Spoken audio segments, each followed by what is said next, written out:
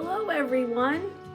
I have a new lesson for you today, but it's using the same art materials that we used last time. We will be using oil pastels and brown watercolor dye resist to do this picture of an abbey with lavender fields. I'm very excited to do this. This is a famous place and it is located in France, but since I didn't learn how to speak French, I'm just going to show you how it's all spelled because there's no way I could pronounce it properly. So let me show you. This is the name of the place. There you have it. This is my practice drawing and the copy that you received in your kit for January, even though this is a February project. So I will be looking at this as I do the lesson for you to draw it, but I've already noticed a few minor changes that will help us out as we are drawing this. First of all, when you get your piece of paper, we want to be able to find the middle, so I always tape my paper down and then find the corners of the picture. So there's the corners of my paper, corners, corners, corners, because we all have an 8x10 piece of paper, but we may all put the tape on a little bit different thickness. I always enjoy putting tape on because it holds it steady for me and creates that lovely little crisp edge at the end when you take the tape off. So first I tape it down, then I find those corners, and then I'm going to measure from the corner to the corner to find the middles. And we will draw a big plus sign on our paper. Then I've decided to line it up where this line here of Lavender Fields and the base of the building will be at the halfway mark. So you notice that there's about this much more lavender fields that we're going to have on our final drawing, and that the hills are going to go off the page sooner at the top, and that this part, I don't know if that's like a steeple or what, but that part's going to be up a little higher. Next up, I'm going to line up this line and this line, these two verticals on our building, with the center line here. The reason I did that is you'll notice the perspective of the lavender fields. When we stand here, this row of lavender bushes are pretty much straight at us. We are eye level with this window here. And then the fields, the rows, are going to go off to the right until they flatten, and they will go off to the left until they flatten. That is perspective, and that means that the photo is taken from straight on in this row. So when we have our crosshair, so to speak, here for the center of our paper, it makes sense to locate that right about there in our picture too. And it'll make it easier for us to draw this. I also recommend that you have a ruler or a piece of paper to be a straight edge.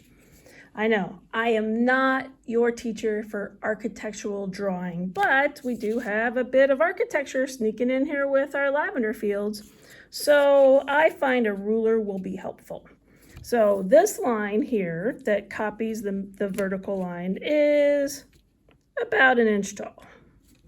And then about 1.5 inches, I'm a little less than 1.5 inches to the left, but also starting 1 inch up from the top and going down just a short distance is the other side of that front building that sticks out. It's kind of a circle shape, and so then we're going to connect from here to here with a bit of a curve, and then kind of go above the center and create that kind of wide, short cone roof on there.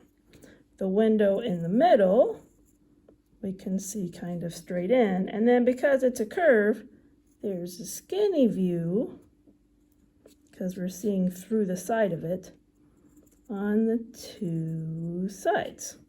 And notice I didn't go too far over because more stuff is going to happen. Then I've skipped a space for up here because there's the next part of the building. The next part of the building is going to kind of be equidistant around this point and look a lot like a letter H. So see, there's our letter H. And we're just going to go straight up because it's good if we find out now that we didn't make enough room for our bell tower or whatever this is. I'm guessing it's a bell tower. It kind of looks like a bell tower. And so it really reminds me of stacking those building blocks to get to the top here. And then we have kind of our steeple. So if you get up to there and this triangle is up there, then maybe think about making it smaller so it'll fit. But that's why we did that first, just to make sure that we got all of that kind of snuggled right up that center line. And those sizes will help us with all our other sides and sizes too.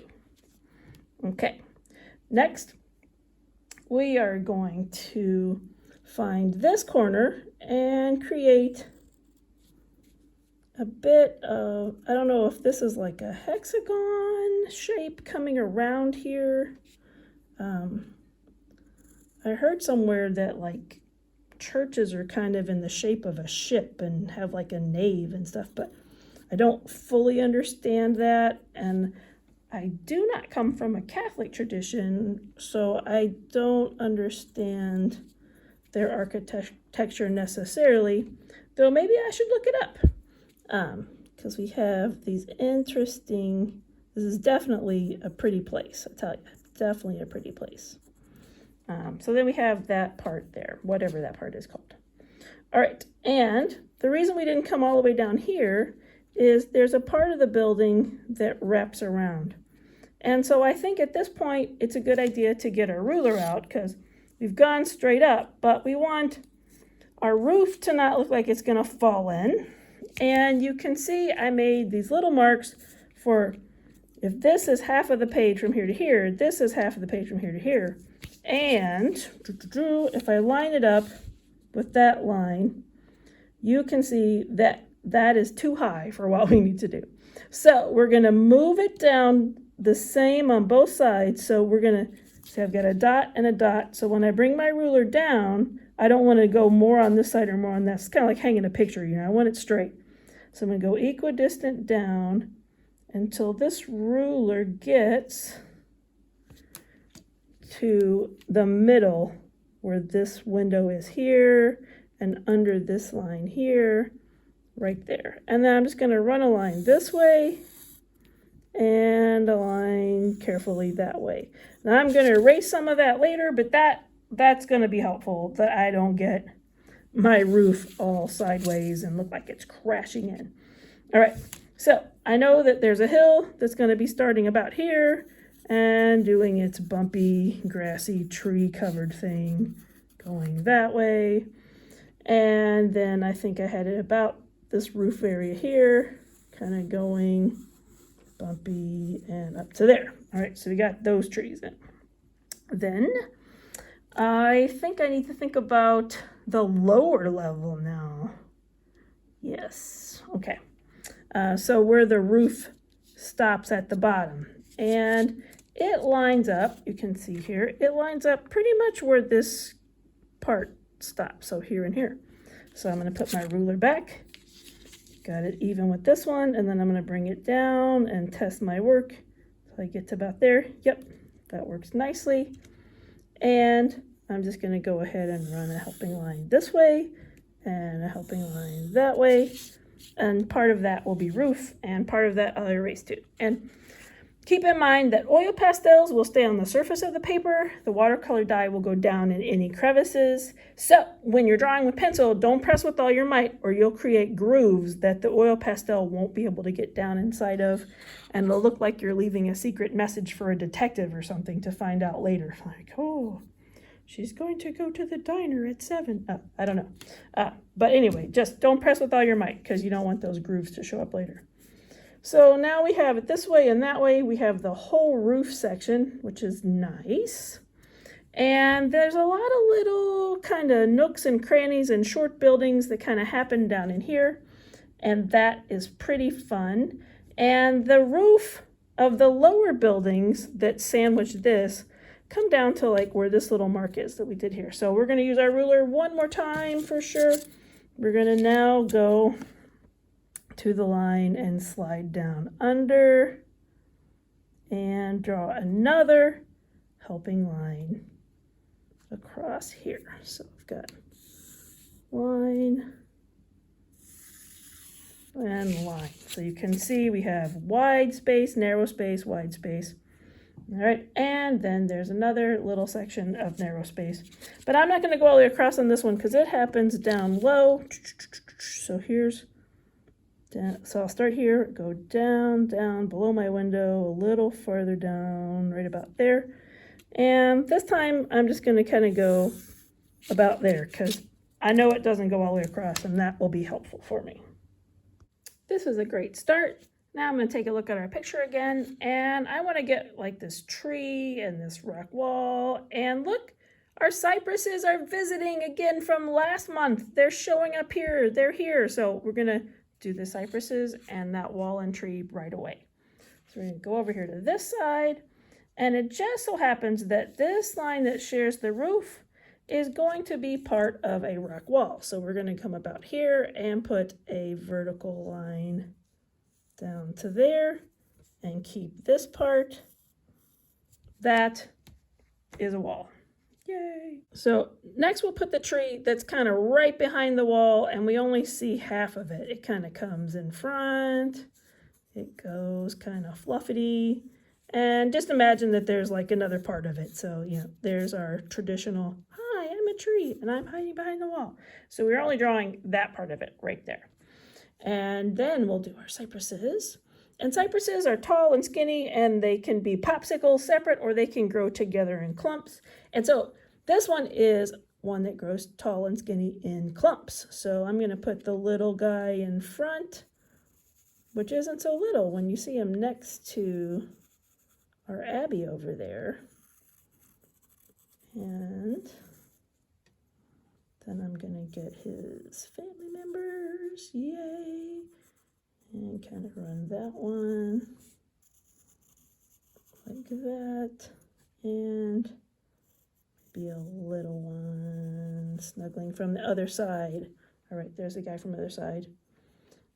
I feel like that's 1, 2, that's 5. That's an odd number. That should be good, but I feel like it feels funny over here. I don't know. I may have to color it differently over there to get that to work. So now that we have that, this is going to be the roof of our Abbey. So coming from the cypresses over, because they're blocking the exact edge. Okay, and this is the bottom of that roof. And then we've got little windows that look like upside down staples that didn't go all the way in. And so that's a flat wall with little windows. And then this is the top of the roof. And then it kind of curves around. This line is the bottom of the roof. And then this front wall comes down. And then we'll put 2 little windows so people can see in or out down there. Okay, so we're pretty much done over there, except, you know, we got to erase the helping lines. But I'm going to wait and do that later when I'm drawing down here. Okay, now for the right-hand side. We know that we should probably look where we're headed over here. Okay, so let's put our tall kind of chimney thingy over here. I don't know for sure if it's a chimney, but it probably is. I imagine they heat with something to keep those bricks nice and warm, and then that goes to the edge of the roof. And then there's another one here. But it doesn't come all the way down. And then this line here comes all the way across darkly. All right, next. Now, this is going to go away because we don't need that anymore. And this is going to go away. All right, next section.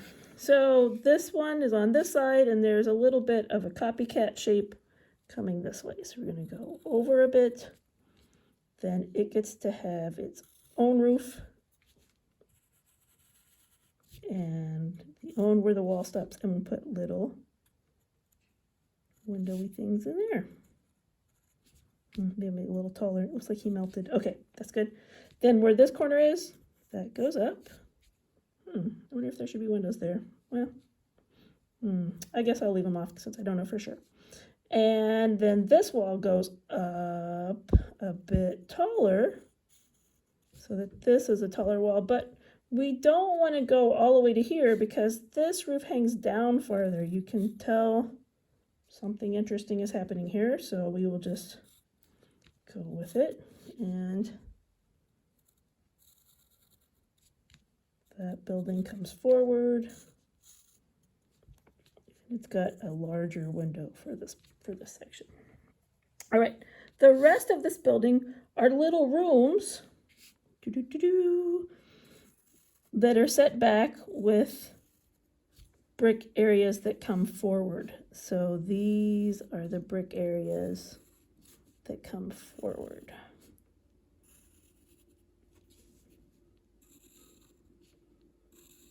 We don't have any more short roofs like this. It's just this main roof. And then each section has a door and a window. Door and a window. A door and a window. Who knows? Maybe this is the part of the monastery where like monks can hang out and not be bothered by noise. Okay, and that seems like we've made it to the end of that section, and it just continues around. We're not going to be able to see or draw the rest of it. So another roof would start here, and a building would come this way. Think like a letter L kind of shape. So we don't have to draw that part because there is a break between the two. And that seems like all of the building that we need to do. Now we get to focus on the bottom half of our picture. For the bottom half of our picture, again, we're going to talk about perspective. So this is where we're looking straight in. So that's going to be where the lavender grows taller in the middle, and then these are like the shorter plants on the side. So think like a broad, it's kind of shaped like a fingernail. See? Fingernail, fingernail. And then it comes this way. So it's kind of like a flashlight shining in your direction. Now, because we're straight on, we can see the dirt in between the rows here. So we're just going to start a little wider, and it goes almost up to the top with the dirt. And of course, this is our center line that's going to go away. Then it's going to start to ray off to the side. This helping line that we drew with the ruler here is very straight, and in the end, it's going to be curvy. And of course, we're going to erase all of these helping lines that went this way. And we probably won't even, we'll erase that, but we'll trace stuff next to it, so it'll go away. So now this one's going to go up to that line and veer off to the right. And we can still see a bit of the dirt that goes off to the right there. After that one, we don't see any more dirt. Look, I made it all the way above this point here. So that was pretty interesting that we got that direction very quickly. And it almost feels unlikely that you would get to be that quickly, but it really is. So we're just going to keep coming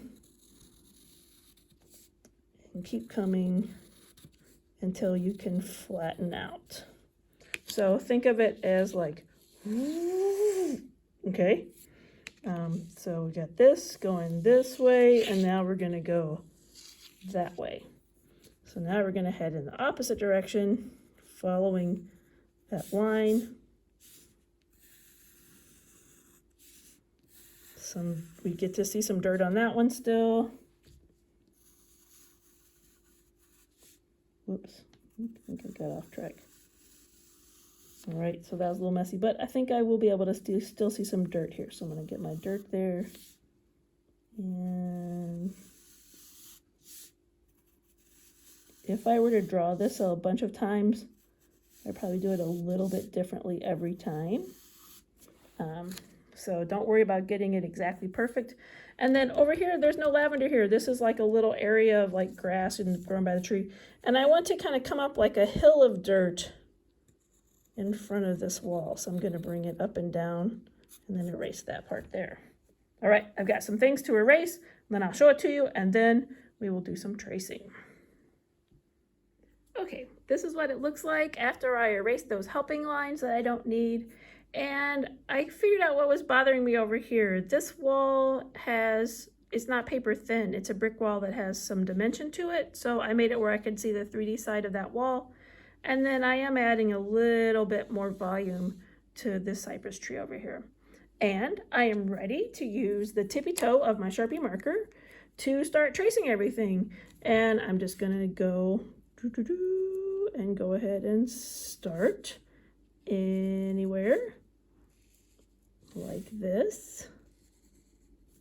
And you literally can go anywhere. And I'm gonna get the whole thing outlined with black, and then we will return to get those colors on. This is what my drawing looks like after I've traced everything and erased thoroughly. At this point, I'm ready to put on the lovely colors. So get your 25 color oil pastel set out and we will get started coloring. The first color we're going to use is yellow. I like to start with yellow if it's in a picture because it's transparent. It's very difficult to put it there if you've got something else there first. So I always let yellow, the weaker color, get its place first in our picture. And so we have a picture that has a lot of sunlight happening and a lot going on as far as light is concerned. It's not exactly directional. Seems like maybe the sun is up high or off to the right, or maybe even kind of like behind this hill over here. Everything seems well lit, and there's a casting of light coming from the right-hand side. So I'm going to push that highlight a little more and add the brighter yellow to the walls on this side of the parts of the buildings that stick out a little bit. So it might not make it all the way to the center area, and these things are going that way, so the light would be hitting there. We probably would get a little light kind of on the ridge of this building and a little bit there. And we will definitely see light on the right side of our cypresses. So I'm going to get those in place. Then maybe a little bit kind of on the edge of this forest hill made out of trees, and on the side of this tree. This wall edge that we have is pretty bright. These little chimney thingies. All right, so I'm guessing the light's kind of coming over here. I don't know. Looks like it maybe even will be on the back of these, so it's hard to tell. The only thing I know is that the light isn't coming from this way. How's that? All right, then over here, this little hill part here that is not a lavender field, some light on there that's not gray and shadowy. So we'll have gray shadows later. All right, so we have that. Then on the path, there will be some light here in the dirt where it's the broadest and no shadow is being cast from the plant life here. So, okay, yellow, orange. It's the one that reminds me of Cheetos and other artificially flavored cheesy items. And it's pretty bright.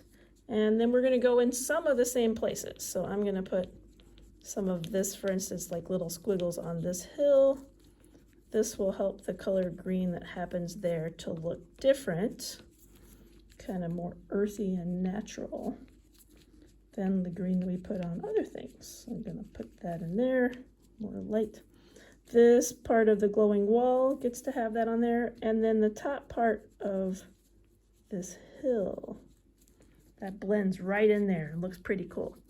There's some reflected light, okay, reflected light that goes under here where you would kind of expect a shadow, but it's so bright and sunny here that it reflects back on these buildings and has this orange tone to it. And so it's good that we get those bright spaces there. And more will happen in there. It's going to be kind of full of lots of different things, I tell you, when we do this. Get those in there. Reflected light, reflected light, reflected light. And that's really in the dark, so we won't do anything there. There is a bit going around this center window. Okay. All right, then the rest of our paths of dirt here. So we had the yellow, but the whole rest of the paths get to have this kind of glow to the dirt there. And you don't have to press with all your might, because those empty spaces where the orange doesn't go will readily receive the brown watercolor dye, and dirt can be brown. So that'll work out just nicely. Oh, and I'm gonna do these little roofs again up here, a little orangey. Yeah, okay. Done with that color. Regular green. Okay, I'm gonna put a little bit of regular green kind of gently upon this little tree over here. And I'm gonna put a little bit of regular green in the lower down section, so not up where the yellow is of this hill. So just kind of like down here where it's lush. So not all the way to the edge, and even between those buildings will be nice and green.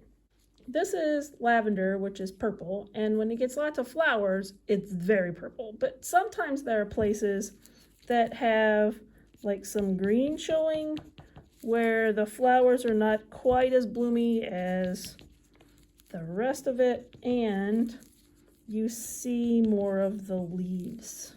And in other places, it's so full of lavender that you don't see green at all. So what I'm noticing is that from this angle, these are very lush and there's very little green, but looking over here, these guys are a little bit thinner, and these guys get thinner as they go towards the place where they are not planted. So kind of like that, yellow-green. So this is the light green, and this one we're going to use to blend a bunch of stuff. So that means we're going to use more pressure. And so I'm going to, for instance, I'm going to blend up here to blend this green and orange stuff together like that. And I'm going to stay off of the edges where the lines are to save some space for brown to go in there, because that will be beautiful. And I'm going to put a little bit in this crevice here. And I'm going to go ahead and blend this darker green on this tree over to the yellow there. I'm also going to put light green on top of this yellow and orange part here to blend that up. Not going to touch those cypress trees yet. You remember we used a darker green for those last month. Going to blend all of this up. They will look very bright and cheerful. I'm leaving some gaps where the dark brown paint can go to. There we have it. And then I'm going to put some more light green over here where these flowers are going to get paler as they head that direction. So not as much purple over there. Going that way. Put a little bit here, here. I kind of feel like I'm signing a doctor's prescription note for them. So it's just like, doctor, yeah. Has that feel to it. Okay. All wiggly scribbly there. And now we get to use that super dark green again. So this is the one that's called deep green. And it's the one that will be the other parts of these cypress trees. So where we put yellow, you can overlap slightly, but not too much. So you want the highlight side. And the rest of this we want to be super dark. Gives those cypresses a good presence over there. Ta-da! All right, and that's enough of that for now. Next, I'm going to go to our sepia brown. Let me make sure that's what it's called. Oh, nope, it is called Dyke Brown. Sorry to lead you astray by calling it sepia. I do think that if you have the 50 color set, that you will have a sepia, but this is Dyke, and it works quite nicely, and I needed it for this wall over here. I could have kind of mixed it, but it just seemed easier to put a little brown there. And then I want to smush up some parts. There seems to be some brick that's darker in these shadow areas, and I'm barely putting it there, but it's so dark that it's showing up kind of like stained brick or something, and I want that appearance, and I want that appearance for sure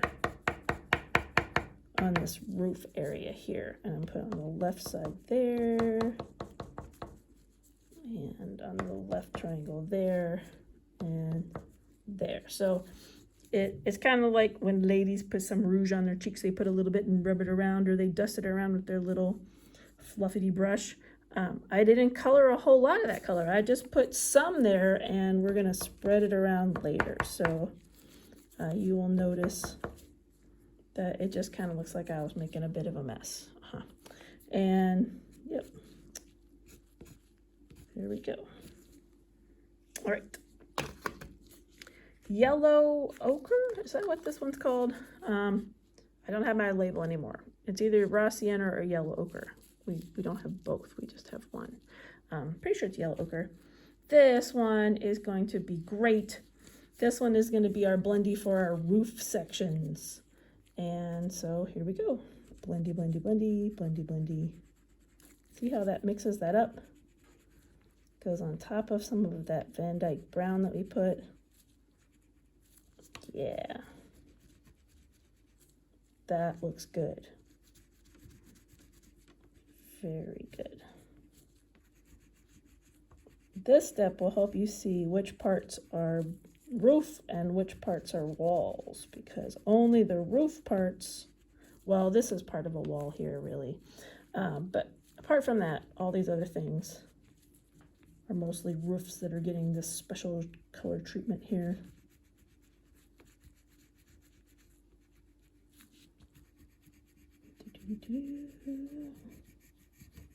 And you can see I've left white open spaces too. Oops, crash into that chimney. Well, if that happens, you can scratch it off and go again. So that was yellow, right? Yes, yellow. There we go. Sorry, little chimney. I wasn't looking where I was going. All right, now we're good. Roof, roof, roof. Oh, here's one more roof right here. So all the roofs got to have that color on it. And you notice I wasn't super careful. I left some little spaces for the brown watercolor to go, so that'll look nice. And I think that this sepia wall might look a little better if I saved it till last, so if it gets messy, it won't be a problem. Put some of the yellow ochre on this side of that one. All right, cool.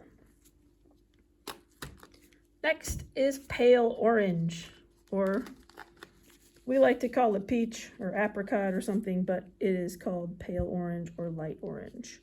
And it is orange plus white. That one is going to help us with the walls. It has white mixed with it, so it's a bit more opaque. And we already have these base colors, so we can color and it will blend these together and unify them so that those are there. Oh, I so hope that you are the type to watch this video first before you do it, because I realized I didn't tell you that I wanted you to color in all the windows with the Sharpie, except not the bell tower, because the sky is going to kind of peek through the bell tower a little bit. So whatever you did, I'm sure it'll be fine. But my plan was to tell you to color those in, so I apologize for my delay on that instruction. And so then when I'm coloring with this pale orange, I'm trying really hard not to go on those windows. And it is smushing and blending around any orange that's there, any yellow that's there. I am still coloring where there's yellow. You just may not show up a lot different from the yellow, but I am coloring there. I'm coloring where it's orange. I'm coloring where I put a little bit of brown schmutz on these guys. We want that to happen that way. It makes it look classic and like it's been there a while. Like it has a history and interesting stains to the bricks, and that's what we want. We don't want it to look pristine and brand new. We don't want it to look boring. So those colors will mix in and it will have more of a story, a mysterious story that we don't necessarily know, but we are curious about. All right, so we're gonna get that on there. And that peach color will make it nice and bright. There we have it. And it's a good balance for the watercolor dye to have this peach light color there. Okay, did I get all the parts? I did get all the parts. Do I need this color anywhere else? I do not need this color anywhere else. Well, I'm gonna put some on these chimneys where we put yellow first so that it matches. So yellow and peach.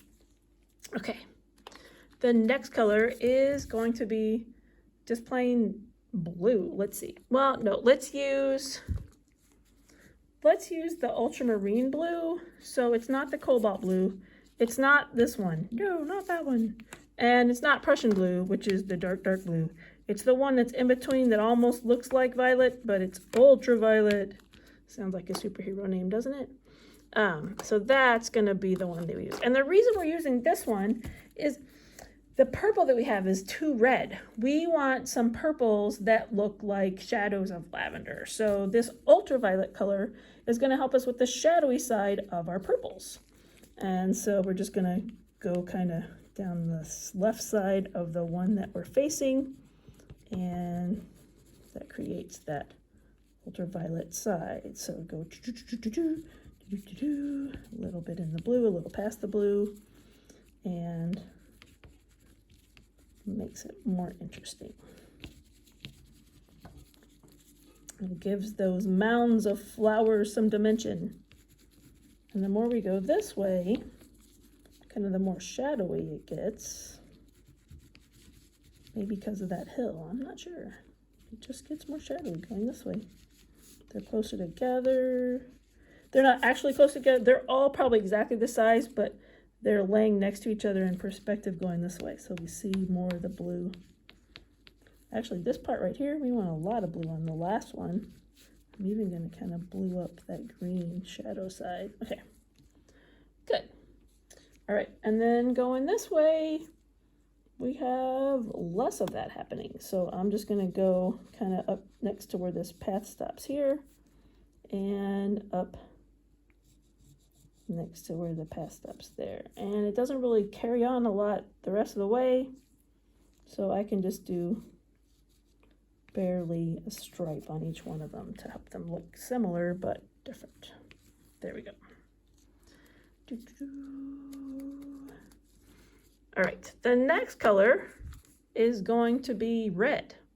Now, it's kind of funny, but because I just said our purple was too red, but I desire that our purple get redder than it is. So next I'm going to play around with red kind of on some other sides of these.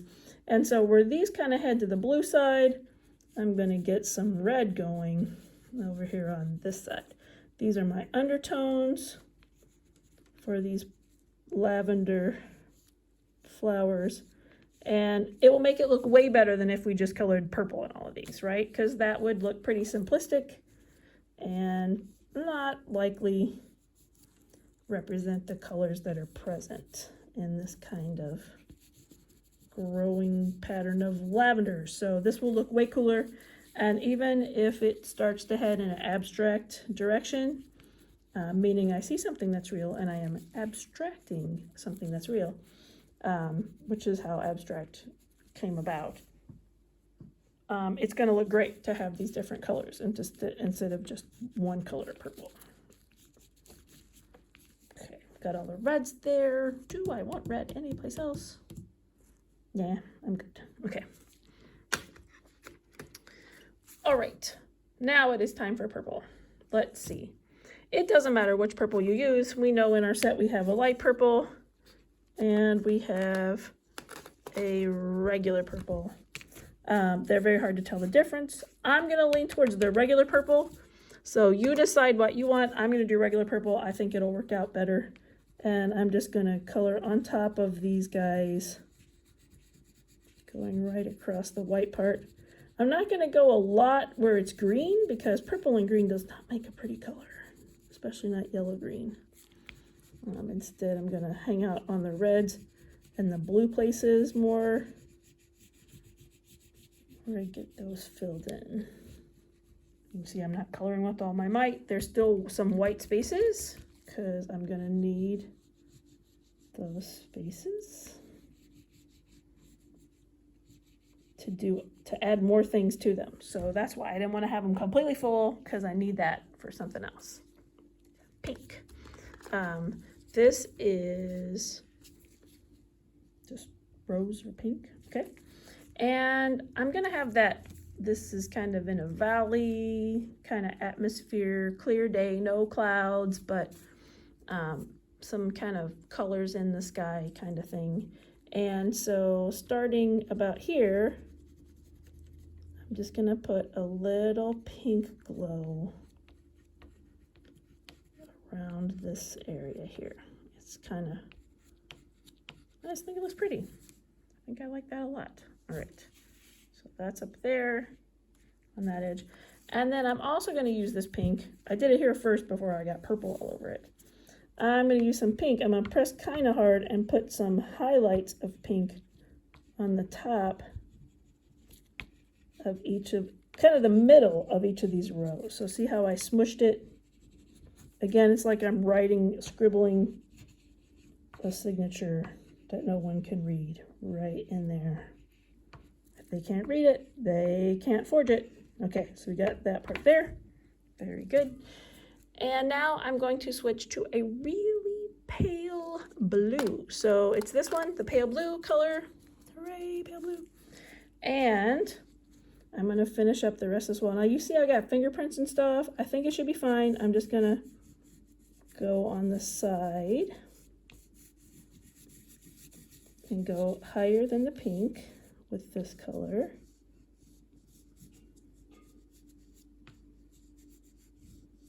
And go a little bit inside the bell tower like that. All right, so that's all loose. Now, we can't leave it like that, because if we left it like that, even if you think that looks great, and we put that brown watercolor dye on it, it's gonna get yucky. So we don't want to leave it like that. We're gonna have to blend it a little bit somehow. Now, I think I'd like to use some white next to do a lot of that blending. So I'm gonna get my white out. Here's my white. Not white out. I'm getting my white out of the box. And you can use a paper towel to clean it off, or kind of like use your edge to clean it off. And then I'm going to use pretty good pressure to blend this around. And I use a lot of pressure. Pressure to blend it, blend it, blend it. All right, and I'm going to blend it right into that pink. Right down to that step. So that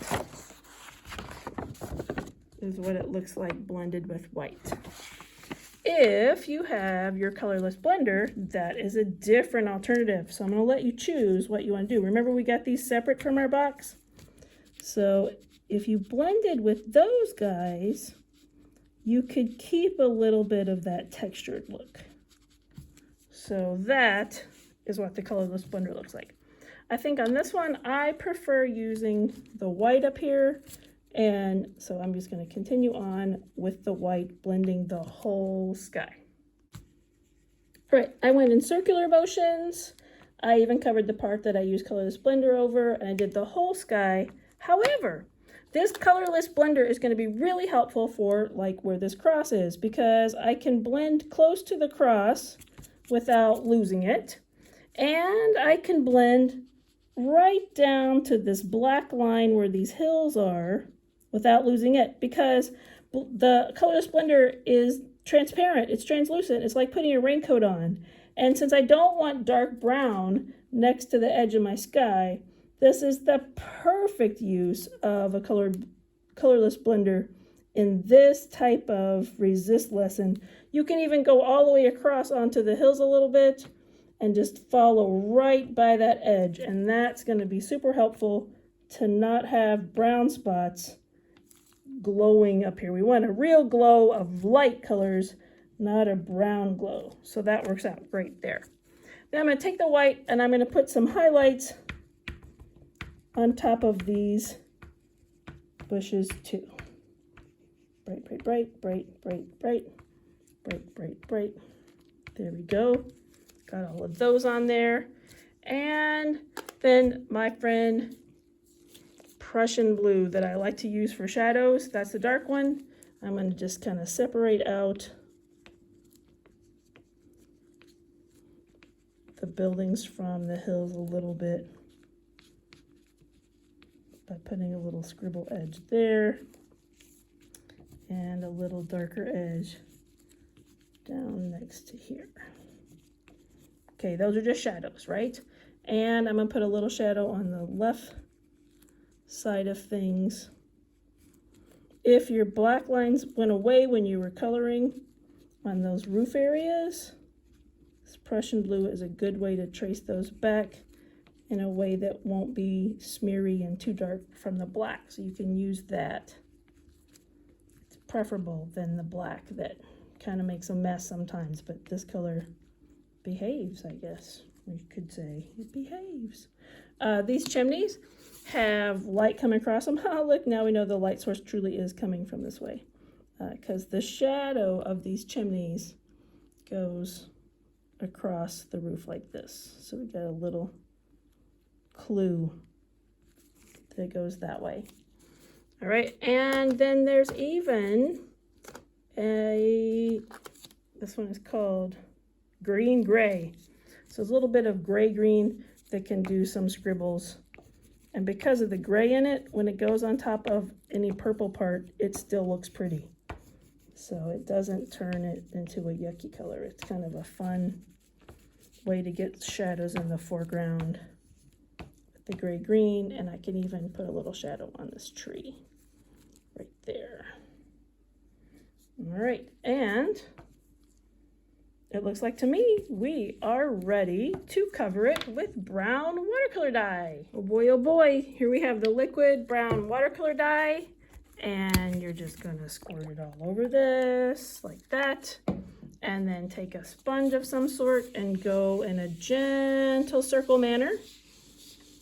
The idea is that the whole image gets liquid brown watercolor dye on it, and it gets a chance to go in any blank nooks and crannies that's left over there from putting on the oil pastel. And you can see I've gone all the way around where the tape is, and it presses in. And if this is your first time to our lesson, it looks like I've made a big mistake, but I have not. This is going to create a nice patina surface on here, so fear not. Then we're going to take a paper towel and wipe that stuff off, and it will leave some on. So it's kind of like when people used to use shoe polish on their shoes a long time ago. I know some people still do. I still see the little stands at airports, so I know some people still get their shoes polished. You put it on and then you wipe almost all of it back off again, but the part that's left is nice. And so same idea here. You wipe a lot of it off, but those little nooks and crannies still have it on there. Doesn't that look great? Okay, and then if you want, you can always go back again if you're like, oh, I like it a little darker. If you have more time than I do right now, you can actually let it dry between layers. So you put it on there, you wipe it off, you let it dry.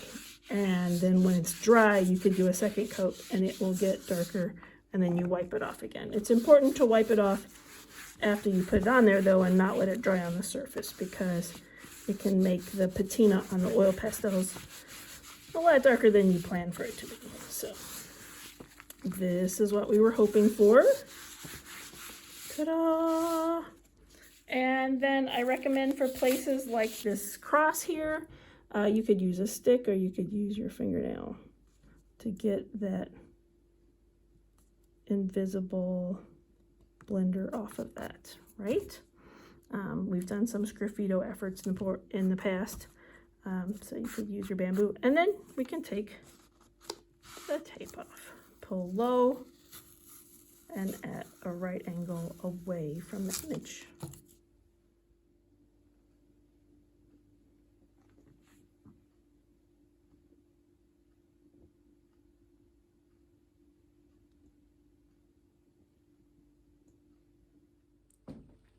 All right, so now we finished, and look at what a difference. If I was to do this 10 more times, there would be 10 more different ones. So you can see that my first one was lower down on the line, and this one I went higher up. I told you about that. But also just the size. The bell tower I made larger on this one somehow. I just got excited about bell towers evidently. And you can see differences in both of them. It was really fun to do this, and it's really fun to have these differences. That's art, right? We didn't get out there with our camera and take a photograph. We are making some art, and this was very fun to do with you today. I look forward to seeing you at one of our meetups. Thanks. Bye.